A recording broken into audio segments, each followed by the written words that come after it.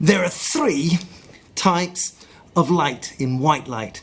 It's blue, green and red light. And the three types of light are coming down from the sun.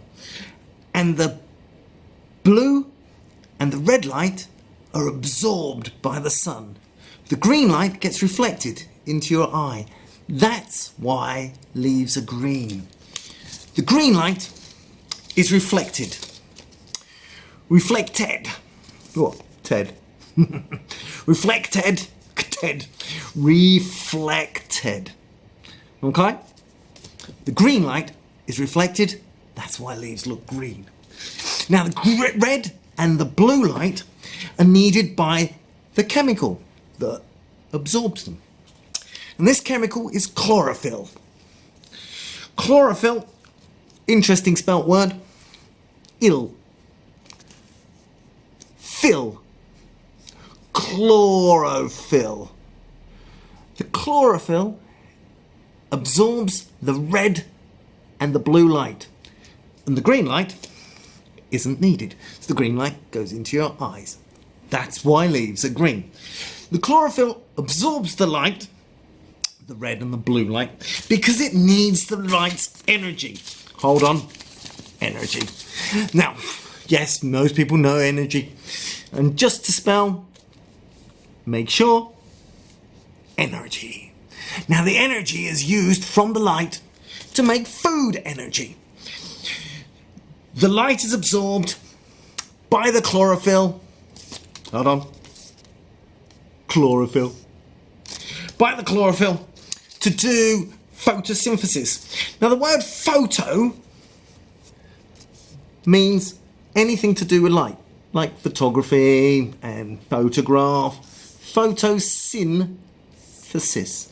Photosynthesis is the reaction whereby plants make their food. Now the first thing that the food is made into is sugar. Yep, grr, sugar.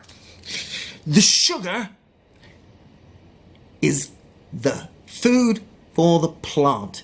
It gets stored by the plant in things like potatoes and carrots as starch. Hold on, starch. Starch is a good word to spell because it starts with star and ends with ch.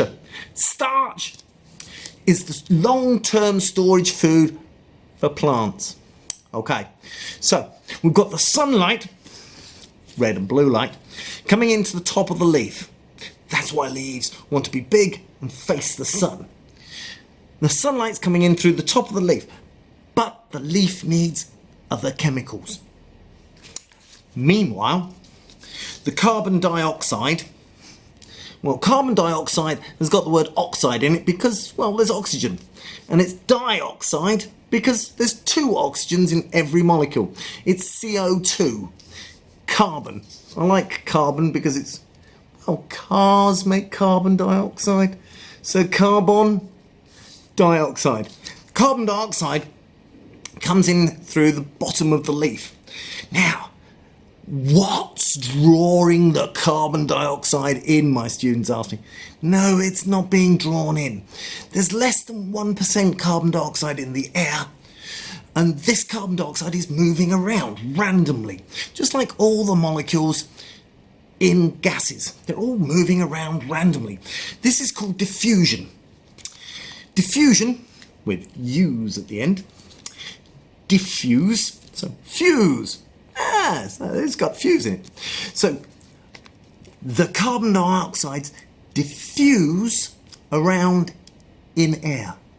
And during that diffusion, they get in through the bottom of the leaf. The top of the leaf is for collecting sunlight. Well, that's where all the chlorophyll is. And the bottom of the leaf is for collecting carbon dioxide. The bottom of the leaf has got some holes in it. They're a bit like gates or doors into a building.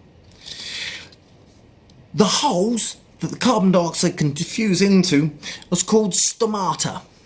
Arta, mater, stomata. The stomata are tiny little, kind of microscopic holes. Now you could use a microscope Micro meaning very small. A microscope. Scope means, hold on, well, E with scope. A microscope is for looking at very small things. Microscopic things are things that are very small. You need a microscope to see them. So it's microscope. Now, you don't have to use a microscope. In fact, they're holes, so you can't see them unless you use something else. So what you do is you put some nail varnish on them, peel off the nail varnish when it's dried, and then you can feel the tiny little bumps where the stomata were. They got little pinpricks, and you can feel them on the nail varnish. You put the nail varnish on the underside of the leaf. So, the blue and the red light coming in through the top of the leaf from the sun, the carbon dioxide diffusing in the bottom, and meanwhile,